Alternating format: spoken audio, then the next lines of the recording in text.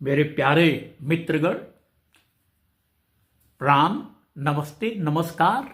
आपका आपके प्रिय यूट्यूब चैनल भारत प्यारा जग में न्यारा में स्वागत है। तो अभी पिछले वीडियो में मैंने इस बात की तरफ इशारा किया था कि कांग्रेस ने बाबा साहब भीमराव अंबेडकर की जन्मस्थली मध्य प्रदेश के महू में जाकर जो रैली की थी और रैली का जो थीम था उसका विश्लेषण मैंने करने का इरादा किया है। तो उस रैली, जैसा कि मैंने पिछले वीडियो में बताया था, उस रैली का थीम था जय बापू, जय भीम और जय संविधान। तो जय बापू के बारे में तो बापू और नेहरू के विचार में कितना फर्क था ये मैं आपको बता चुका हूं। अब मैं धनंजय कीर द्वारा लिखित बाबा साहब लाइफ एंड मिशन नामक किताब से कुछ चीजें आप लोगों के सामने रख रहा हूं, जिससे पता चलता है कि बाबा साहब अंबेडकर ने कांग्रेस के ऊपर क्या कहा था जब वो कैबिनेट में थे तब, और जब वो कैबिनेट के बाहर निकले थे तब। तो ये बाबा साहब Ambedkar Baba Saheb life and mission में धनंजय कीर उस पुस्तक के पेज नंबर 428 पर लिखते हैं कि अप्रैल 1951 के मध्य में बाबा साहब अंबेडकर ने केंद्र सरकार पर तीखा हमला किया और सरकार पर अनुसूचित जातियों के अधिकारों के प्रति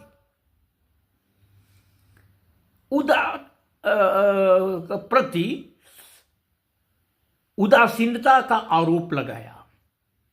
ये बात है अप्रैल 1951 के मध्य में उदासीनता का आरोप लगाया था तत्कालीन केंद्र सरकार के ऊपर, नेहरू सरकार के ऊपर, कि अनुसूचित जातियों की वह सरकार अनदेखी कर रही थी, उनकी तरफ से उदासीन थी। ये आरोप लगाया था बाबा साहब ने तत्कालीन नेहरू सरकार के ऊपर। अब यह आरोप सुनकर नेहरू जी तिलमिला गए थे, पूरी कांग्रेस तिलमिला गई थी। तो इस पर वो लिखते हैं कि यह एक कड़वा पहलू था और इसने भारत के चिंतन जगत को झकझोर कर रख दिया था। क्या आखिर एक कैबिनेट मंत्री, लॉ मिनिस्टर ने अपनी ही सरकार के बारे में ऐसी बात कैसे कह दी कि सरकार जो है अनुसूचित जातियों के प्रति उदासीन है, उदासीनता का प्रदर्शन कर रही है।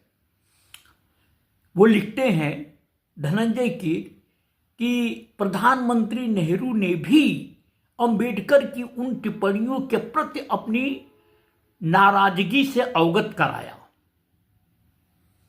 इसके बाद वह आगे लिखते हैं कि कुछ कांग्रेस नेताओं ने बड़बड़ाना शुरू कर दिया था कि ऐसे आदमी को जो कांग्रेस की नीतियों से सहमत नहीं है, कैबिनेट में नहीं रखा जा सकता। यह बात धनंजय कीर ने उसी पृष्ठ पर लिखा है, उसी पेज पर लिखा है। कुछ कांग्रेस नेताओं ने बड़बड़ाया कि अंबेडकर को मंत्रिमंडल के सदस्य के रूप में बने रहने की अनुमति नहीं दी जानी चाहिए। ये कांग्रेस ने कहा था, कांग्रेस की प्रतिक्रिया थी। फिर अगले पृष्ठ पर यानी 429 पर धनंजय कीर लिखते हैं कि कड़वाहट बढ़ती जा रही थी और यहां तक कि तत्कालीन सत्र के अंत तक नेहरू अपने पद से इस्तीफा देने वाले थे और देकर, मतलब अपनी सरकार का इस्तीफा देने वाले थे और फिर से गठित करना चाहते थे। उन्होंने उन्होंने अंबेडकर से भी कहा था कि अगर वो अपना आरोप वापस नहीं लेते हैं, उसके लिए तैयार नहीं है, तो वो भी इस्तीफा दे दें। अंबेडकर से कहा था नेहरू ने। तो नेहरू इतने आहत हुए थे उन आरोपों से। आज भी वही स्थिति है। इसी तरह का आरोप जब लगता है तो लोग आहत हो जाते हैं, आग बबूला हो जाते हैं। तो अब आखिरकार मंत्रिमंडल से इस्तीफा दे दिया था अंत में जाकर अंबेडकर ने। और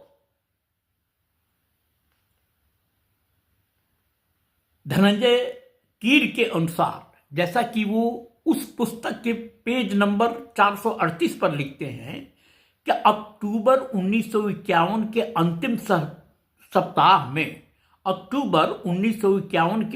सप्ताह में जालंधर में एक बैठक को संबोधित किया। किसने? बाबा साहब अंबेडकर ने।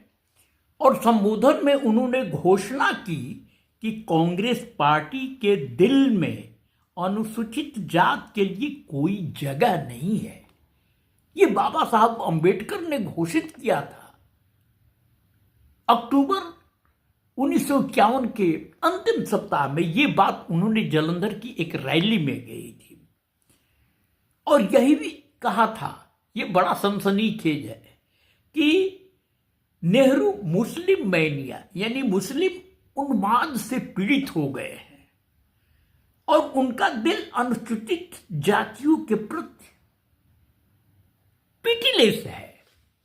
अनुसूचित जातियों के प्रति नेहरू के मन में तनिक भी दया नहीं है।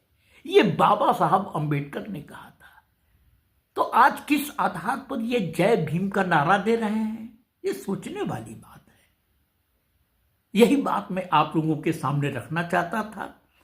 तो मैंने जय बापू के नारे का खोखलापन दिखाया, जय भीम के नारे का खोखलापन दिखाया। अब मैं जय संविधान के नारे का खोखलापन अगले वीडियो में बताऊंगा। तब तक के लिए मैं आप लोगों से विदा लेना चाहता हूं। आपका बहुत बहुत धन्यवाद। भारत माता की जय। वंदे मातरम। जय हिंद।